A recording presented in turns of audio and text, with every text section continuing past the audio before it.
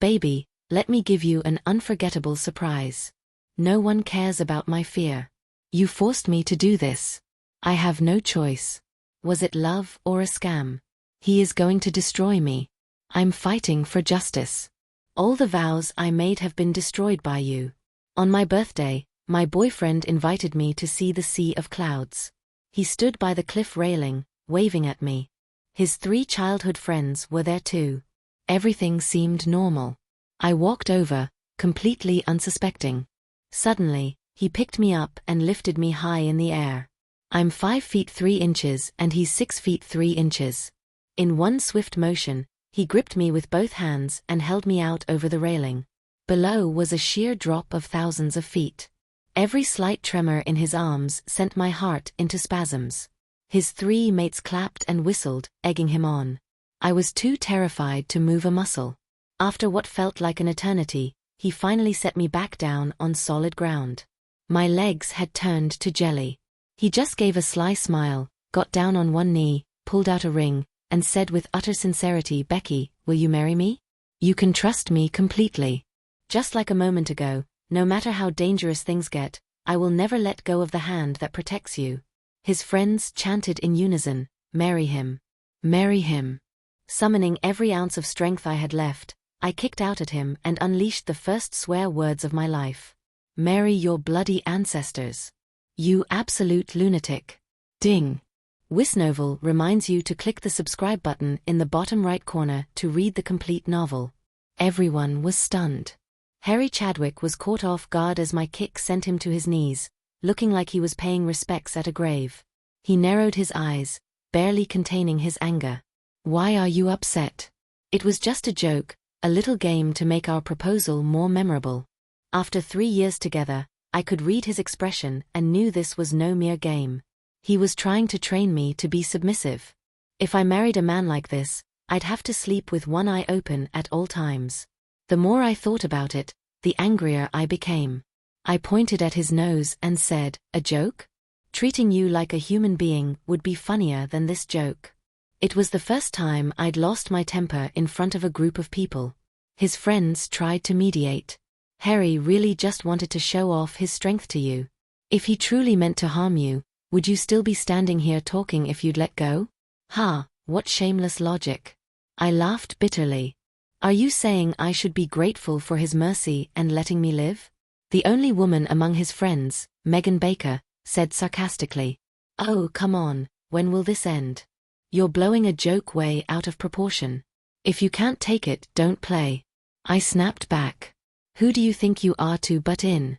If you can take it, let them all have a go at you."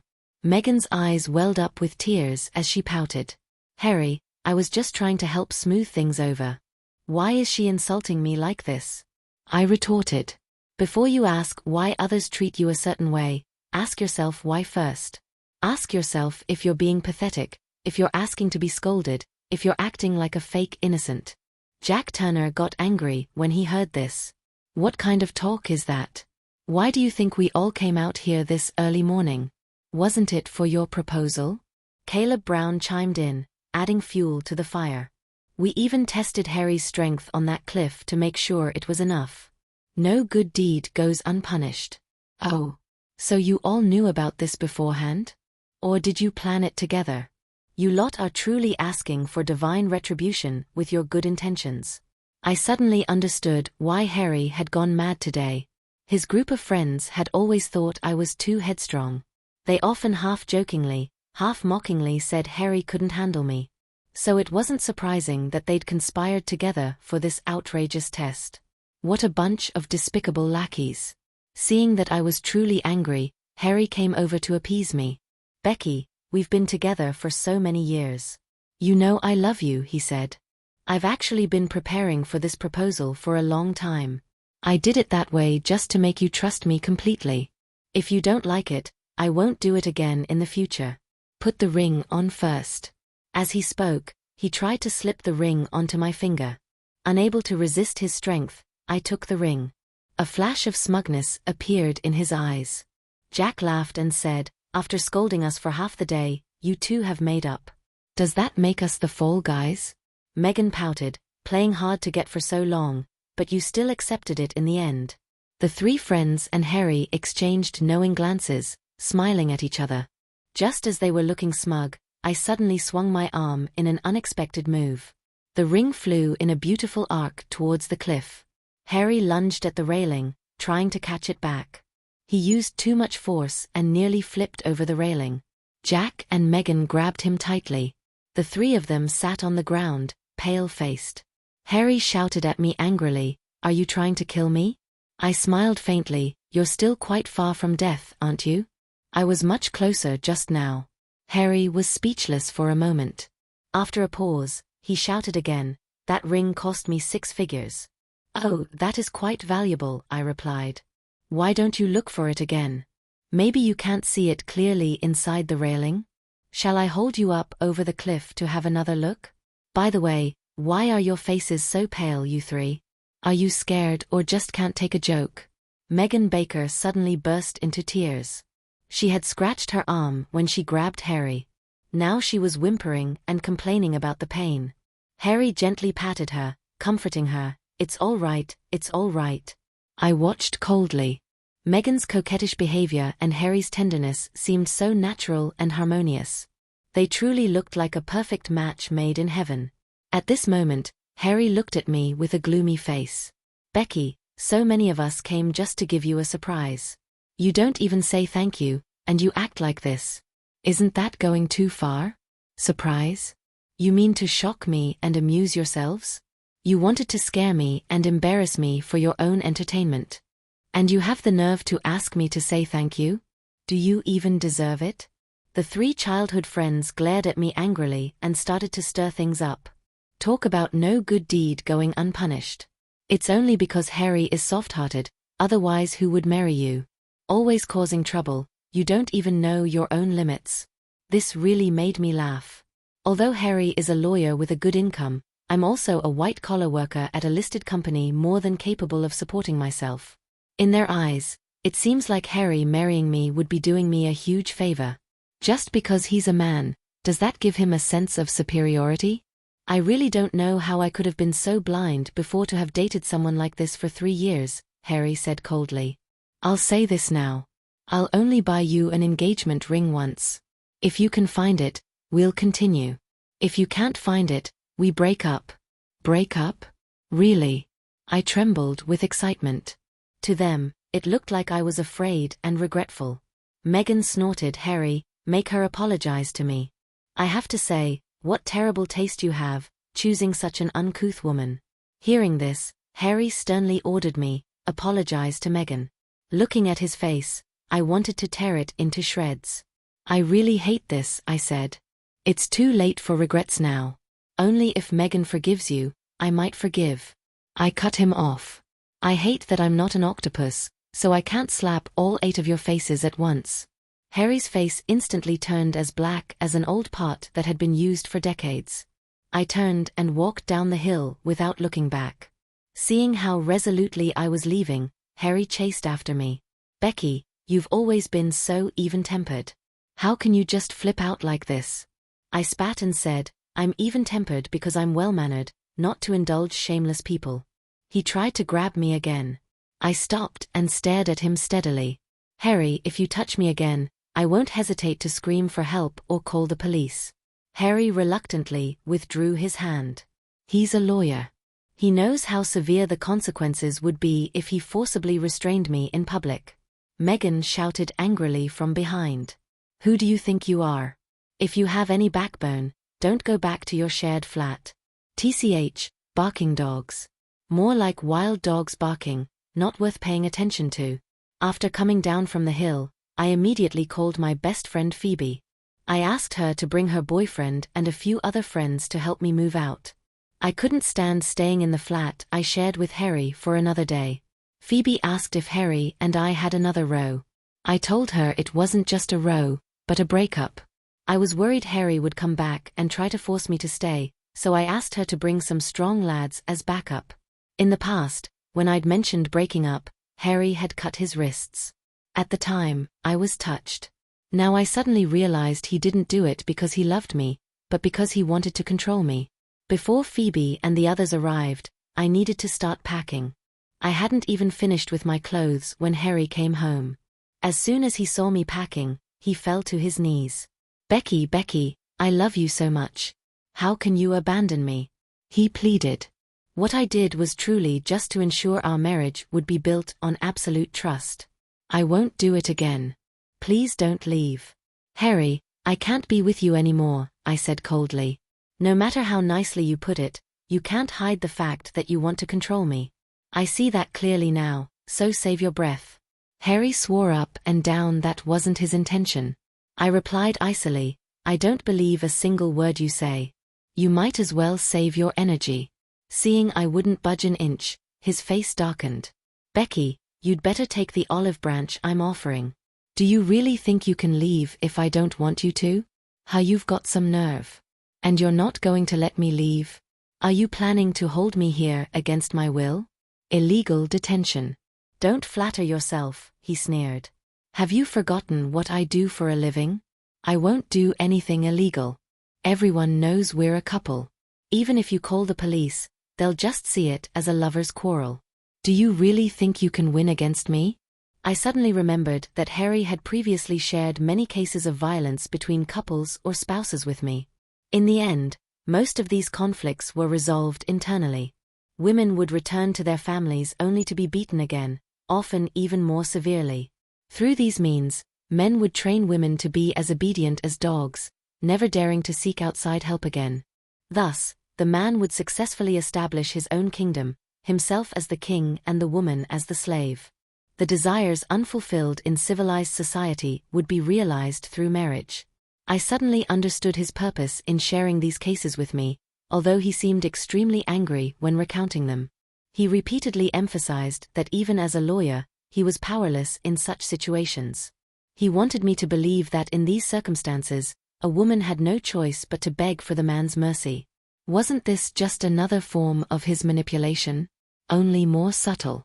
He had almost succeeded because in that moment when he threatened me earlier, I truly thought, as he said, my first reaction was that even if I called the police, he would ultimately get away with it. And I might have to live in fear for the rest of my life, terrified of his revenge. I thought I might as well beg for forgiveness, and at most we could go our separate ways afterwards. You see, it's truly impossible to guard against. He had almost succeeded in manipulating me. I broke out in a cold sweat.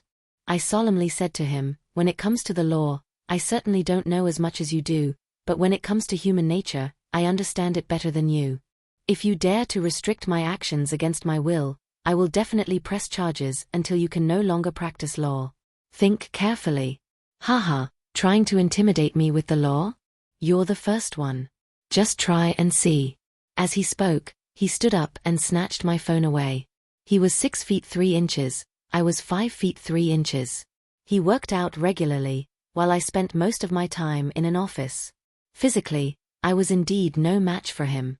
He seemed to have gone a bit mad. I tried my best to calm myself down. I didn't know how far he would go in his frenzy. I thought it best not to provoke him and to stall until Phoebe arrived. Seeing that I wasn't resisting, Harry said smugly, "Women are more lovable when they're obedient. Just like pandas, they're adorable when they're docile. If you're good, I'll treat you even better." I sat silently on the sofa. Harry noticed I was barefoot, so he went to the shoe cabinet, took out my slippers, and knelt down to help me put them on. "Becky dear, it's so cold, why aren't you wearing shoes? It breaks my heart to think you might catch a chill. Tell me, what other man would treat you as well as I do?" I nodded.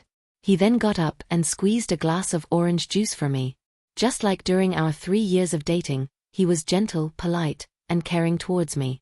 But throughout this whole process, he kept his eyes fixed on me, with a glint of madness in them. It was as if a crazy, perverted person was hiding beneath his gentle exterior. As time ticked by second, I started to feel uneasy. Given the distance, Phoebe should have arrived by now. Why hadn't she come yet? Harry crouched in front of me. "Becky, we've been together for so long. It's time we got married. My parents would be happy to know this in heaven," he added. I couldn't bear to listen anymore. I pretended to accidentally spill my orange juice, staining my entire outfit. I stood up and said, I need to go to the bathroom to clean this up, he said. Go ahead. Then he followed right behind me, standing at the bathroom door and staring at me. I asked him to wait outside.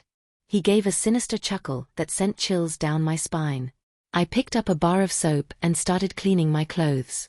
With him there, escaping through the front door was unlikely. If I screamed, he might deal with me before the neighbors could hear. The only thing I could think of was to carve a message on the soap. The bathroom window was open. I could throw it out when he wasn't looking. I had just written 2 letters when I suddenly felt a presence in the mirror. I looked up to see Harry's reflection open his mouth.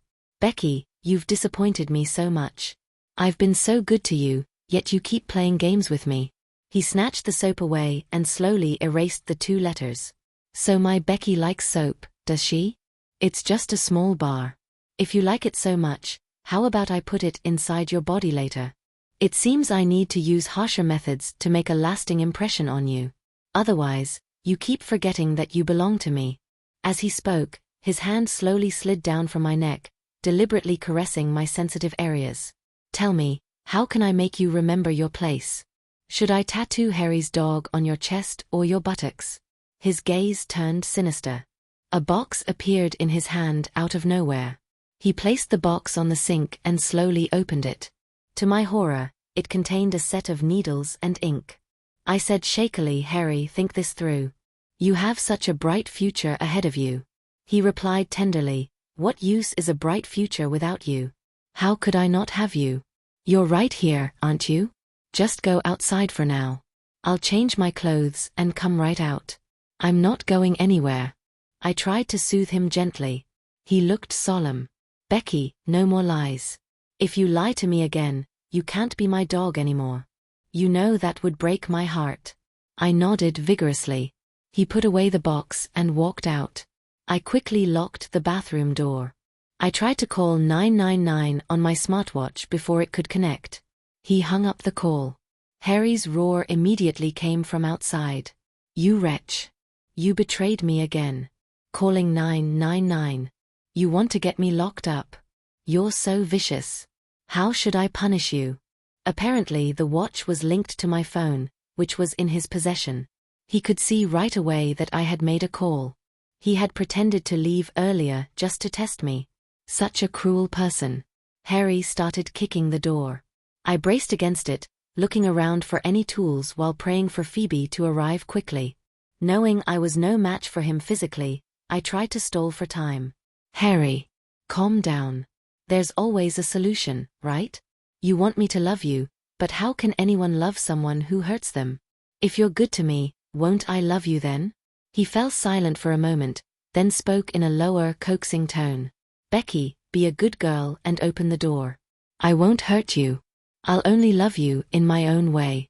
Just then, my phone suddenly rang. It was Phoebe's special ringtone.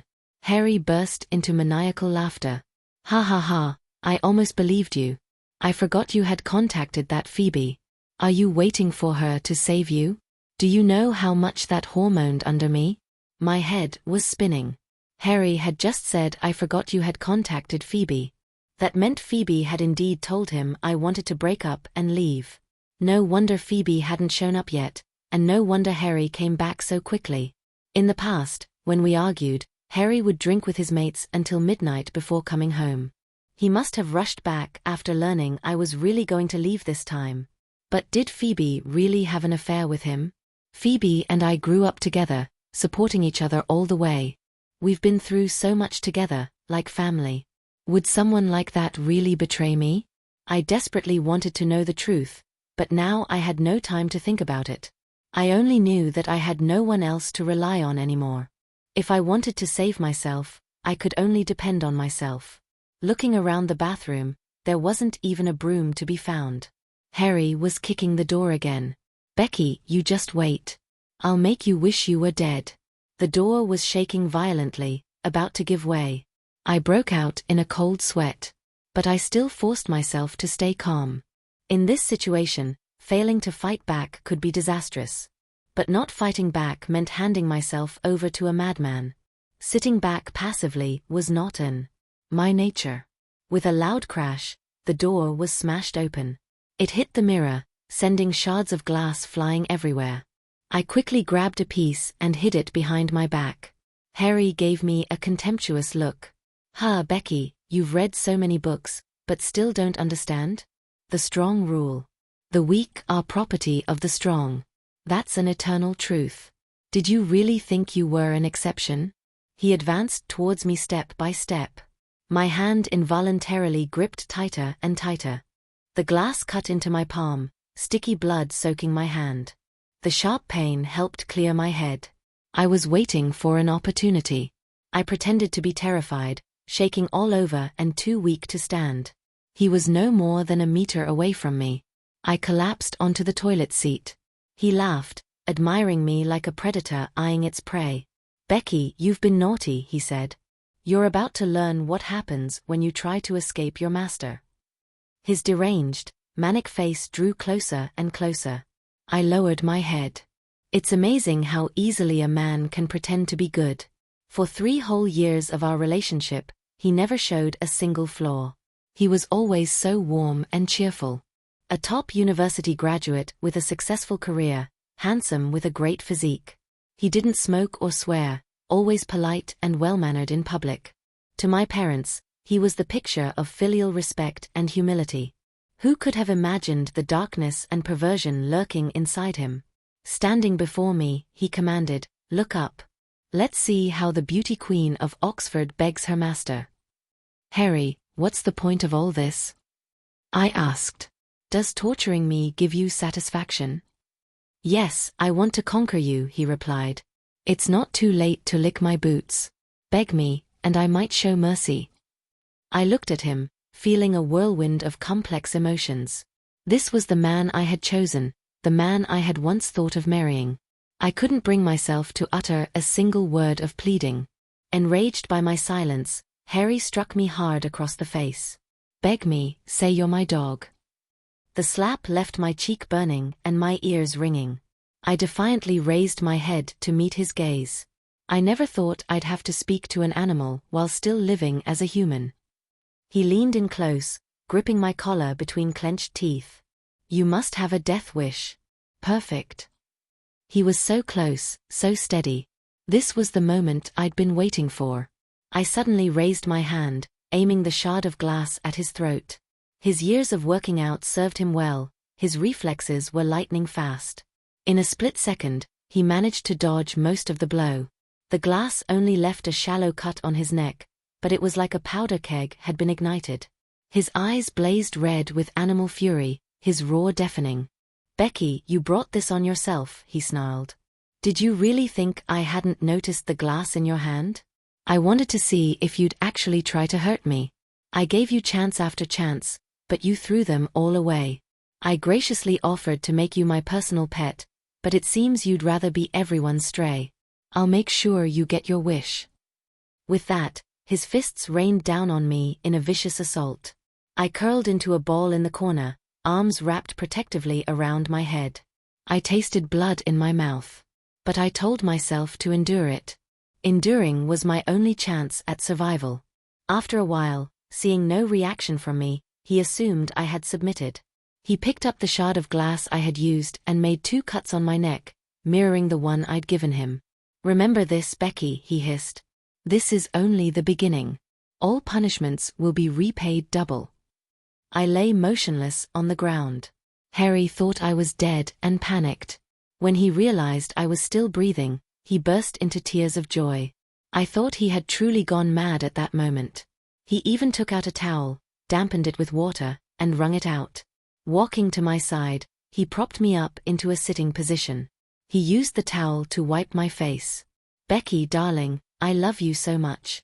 How could you bear to hurt me? Can't we just be happy together? I cried. Harry, we are fine. I won't make trouble anymore. I'll do whatever you say. Then tell me, who am I? You're my master, my everything. That's a good girl. Don't learn from those feminists. They're all out to harm you. I nodded vigorously. I'll only listen to you. Harry looked at me with a hint of suspicion. Becky, did you know I had a dog back home when I was young? I treated it as well as I possibly could. Later, it went into heat and sought out other dogs. Do you know how heartbroken I was? I was so good to it, yet it still wanted other dogs. So I stopped letting it go outside. It bit me once. After that day, that dog no longer existed in this world. Do you know how much that pained me? You won't make me feel that heartache again, will you? I quickly shook my head and clung to him. I won't cause trouble. Harry, I really won't. Is your proposal from this morning still valid? I'll find that ring even if it kills me. I'll never let you down again. As I spoke emotionally, tears streamed down my face. Harry kissed away my tears and said, Becky, I'll be good to you. Don't cry anymore. It's all right if we can't find the ring. I'll just buy you a new one. I was even more touched. Harry carefully tended to my wounds. He even had the presence of mind to tie a bow around my hand. Sweetheart, now it's time for us to rest properly. I nodded shyly, but my head was spinning. I stood up and leaned against the wall, stumbling after a couple steps. Harry scooped me up in his arms. His arms were incredibly strong. He didn't even breathe heavily while carrying me. I rested my head on his shoulder. Harry was clearly pleased with my response. I could feel the muscles in his back relax slightly. Walking to the bedroom, he bent down and gently placed me on the bed. He tried to straighten up, but I hooked my arms around his neck and closed my eyes. He chuckled softly and leaned in to kiss me. The moment he pressed against me, I gently placed my left hand on the back of his head to hold him in place. Just like before. His breathing grew heavy. With my right hand, I pulled out the razor blade and slashed viciously at his carotid artery. A rabbit kicking an eagle, it had to be one decisive strike. This was my last chance to save myself. So I waited patiently until he was weak enough, then struck faster and harder. This blade, I had removed it from his own razor. As it cut through the artery, there was a slight resistance, as if it had merely caught on stubble. I guess he would be wary of me using broken glass as a weapon, so that previous attempt was just a setup. I had failed then. I had begged him softly. Something I had never done in our 3 years together. He became arrogant, truly believing he had conquered me. Even as the blood sprayed out, he stared at me in disbelief. He pressed one hand hard against the wound, desperately trying to stem the flow. With the other hand, he tried to grab me. I coldly reminded him, the harder you press, the faster you'll bleed out.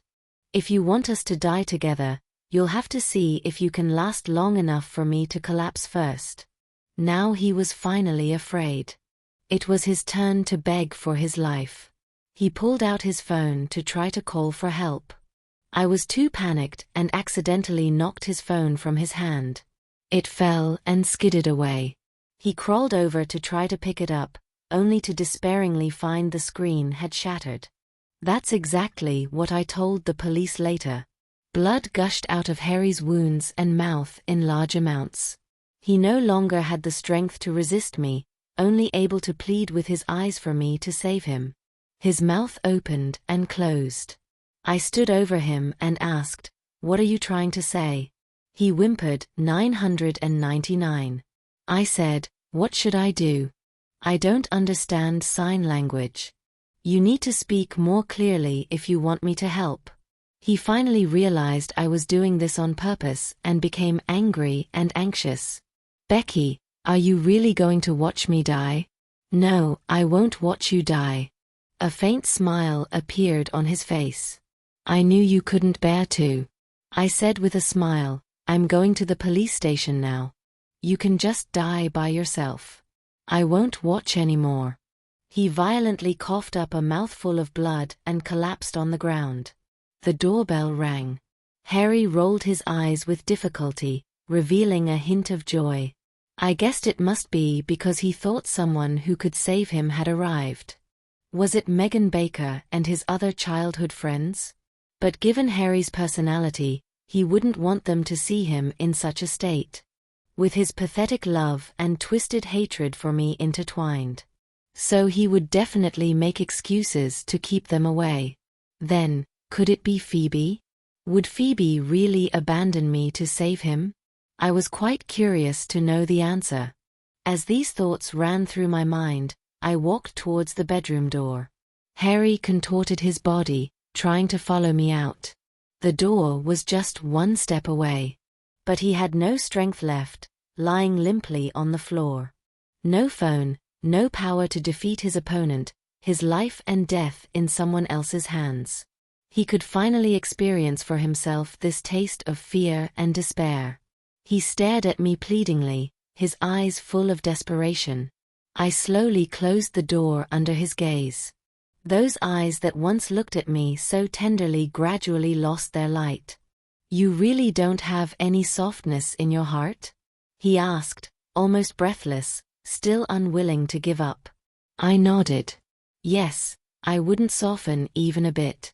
If I had miscalculated anything today, it would be me lying helplessly on the floor instead. Despair was what he deserved. I walked into the living room and froze in shock. I thought it might be Phoebe, but I hadn't expected her to already be inside. "How did you get in?"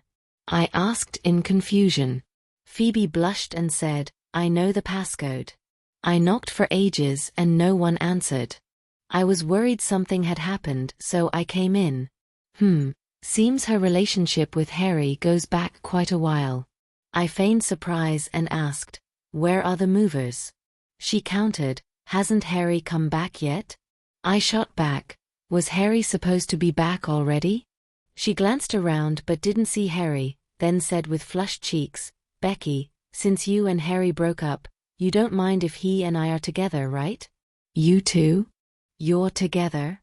"Yes, we have been for a while now. He told me he loves me. Every time you went away on a trip, he had me stay over." "Phoebe, how could you do this to me?" "Why? I'm the one who wants to ask you why. I've always had better grades than you.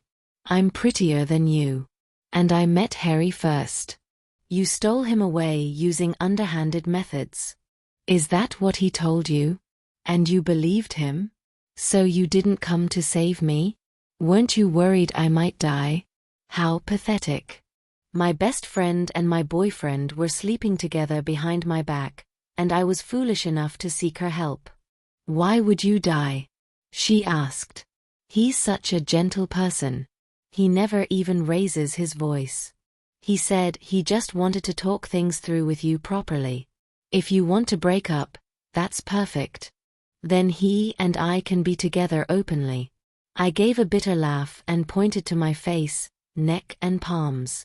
"Look at this. Does this seem like something a gentle person would do?" "You must have done something terrible to provoke him then." I finally understood why some women fall for scumbags.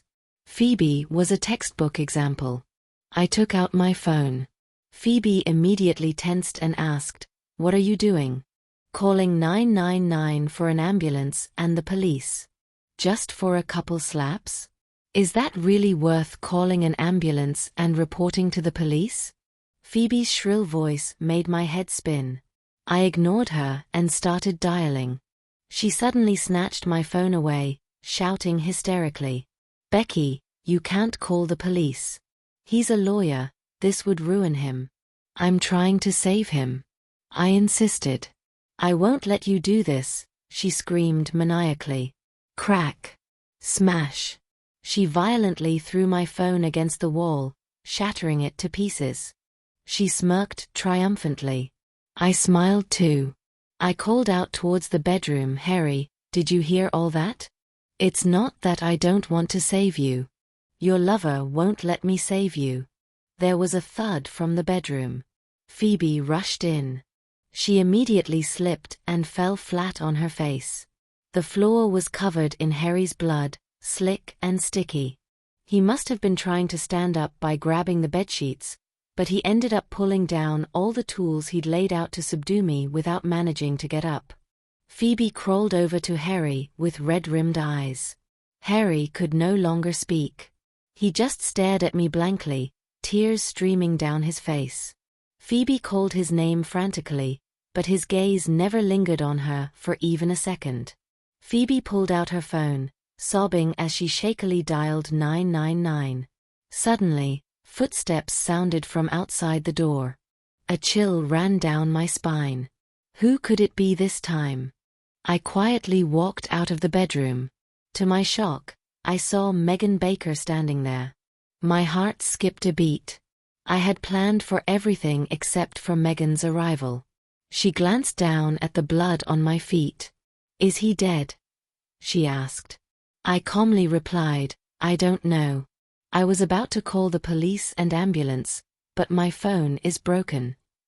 I made sure my answer was airtight. She thought for a moment, then handed me her phone. "Use mine to call the police." I hesitated. From the bedroom came Phoebe's heart-wrenching cries. Megan ran to take a look, then came back urging me, "Call quickly. This will make it easier for the police to believe us." Suddenly, I remembered what she had shouted after me on the hilltop when I stormed off in anger. "If you have any backbone, don't go back to your shared flat." I thought she was taunting me then, but she was actually warning me. Pity I didn't understand at the time. The police car and ambulance arrived almost simultaneously. Phoebe went with the ambulance.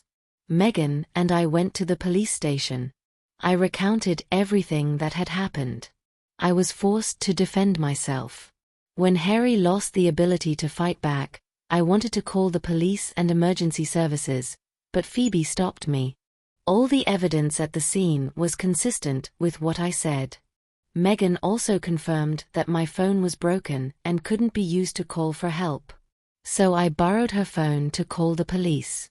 Megan was considered to have a closer relationship with Harry, so her testimony in my favor was given credence. In the end, it was determined that I had acted in self-defense. As we walked out of the police station, snowflakes began to fall from the sky. It was the first snow of the year. Phoebe and I would usually share an extremely spicy hot pot together during the first snow every year. Unfortunately, things have changed. Harry lost too much blood, leading to multiple organ failure. He had been in the ICU for a while. Phoebe's deep love for him was beyond my imagination. Harry had no family, so Phoebe stayed by his side the entire time. For a full 2 weeks, she spent over £300,000. Since Harry's money couldn't be accessed, Phoebe used all of her own savings. But Harry still hadn't woken up. The doctor hinted that she might lose both her love and her money. Phoebe refused to give up. She even took out a high-interest loan, begging the doctor to use the best medicine to save him. After 20 days, Harry finally opened his eyes. Phoebe was overjoyed, but the doctor said this was his final moment to say what needed to be said quickly. Phoebe fell onto him crying, "I love you and I don't regret it. In our next life, let's be together sooner." Harry glanced at her and said, "Please let Becky come." Phoebe looked at him in disbelief. "Was your love for me a lie?"